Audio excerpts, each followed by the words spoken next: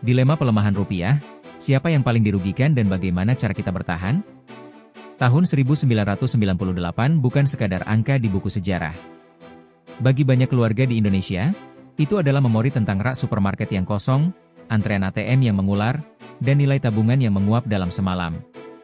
Saat itu, rupiah terjun bebas dari Rp2.000 ke Rp15.000 per dolar.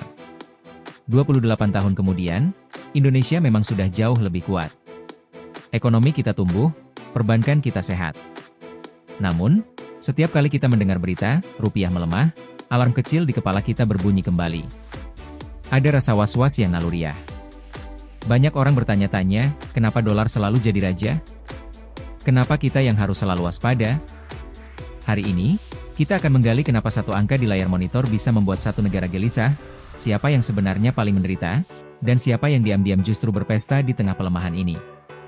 Mengapa dolar seolah mengatur hidup kita? Kenapa? Jawabannya ada di tahun 1944, dalam konferensi Bretton Woods. Saat itu, Amerika Serikat muncul sebagai raksasa ekonomi pasca perang dan menjadikan dolar sebagai bahasa universal perdagangan dunia.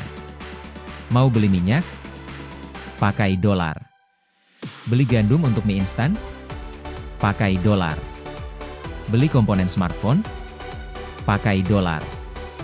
Jadi, saat ekonomi Amerika Serikat sedang sebatuk, misalnya ketika bank sentral mereka, The Fed, menaikkan suku bunga, seluruh dunia akan merasakan demamnya. Investor global akan berbondong-bondong menarik uang mereka dari negara berkembang seperti Indonesia untuk dipindahkan ke Amerika yang dianggap lebih aman dan menguntungkan. Akibatnya, permintaan dolar naik, stoknya menipis, dan nilai rupiah kita pun tertekan. Siapa yang terjepit dan siapa yang menang? Pelemahan rupiah itu ibarat bocor halus di ban motor. Awalnya tidak terasa, tapi lama-kelamaan kita sadar bahwa gaji bulanan kita semakin tidak cukup untuk membeli barang yang sama. Korban pertamanya adalah kelas menengah. Kelompok yang jumlahnya puluhan juta di Indonesia ini adalah tulang punggung ekonomi. Ketika dolar naik, harga barang impor ikut naik. Perusahaan elektronik atau otomotif harus membayar lebih mahal untuk komponen dari luar negeri. Pilihannya cuma dua, menaikkan harga produk agar konsumen yang menanggung bebannya, atau melakukan efisiensi, alias potong bonus, pembekuan rekrutmen, hingga PHK. Namun, di sisi lain, ada pihak yang justru tersenyum saat rupiah melemah. Para eksportir, petani kopi, pengrajin mebel, atau UMKM yang menjual produknya ke luar negeri. Mereka dibayar pakai dolar, tapi biaya produksinya di Indonesia pakai rupiah. Saat dolar naik, pendapatan mereka dalam rupiah otomatis melonjak drastis. Raja komoditas, perusahaan batubara, nikel, dan kelapa sawit. Mereka adalah pemenang sejati karena mayoritas hasil buminya dihargai dengan dolar. Apakah kita menuju krisis baru?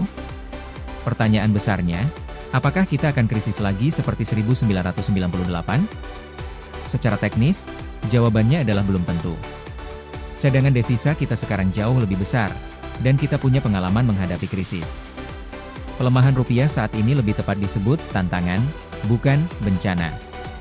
Selama kita masih percaya pada ekonomi sendiri, selama inflasi masih terkendali, kita masih punya ruang bernapas.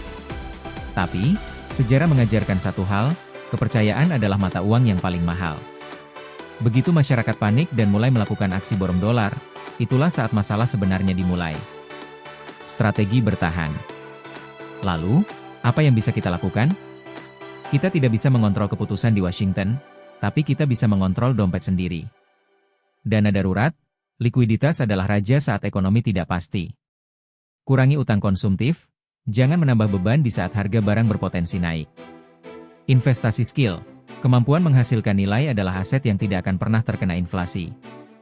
Pelemahan rupiah adalah pengingat bahwa kita hidup di dunia yang saling terhubung. Apa yang terjadi di Wall Street bisa memengaruhi harga makanan di meja makan kita. Menurut kalian, sektor mana yang paling terasa dampaknya saat ini? Dan apakah sudah saatnya Indonesia benar-benar lepas dari ketergantungan dolar? Tulis pendapat kalian di kolom komentar. Jika kalian suka konten seperti ini, jangan lupa like, komen dan subscribe channel ini agar channel ini terus berkembang dan bisa memberikan kalian pengetahuan baru lainnya. See you and bye-bye.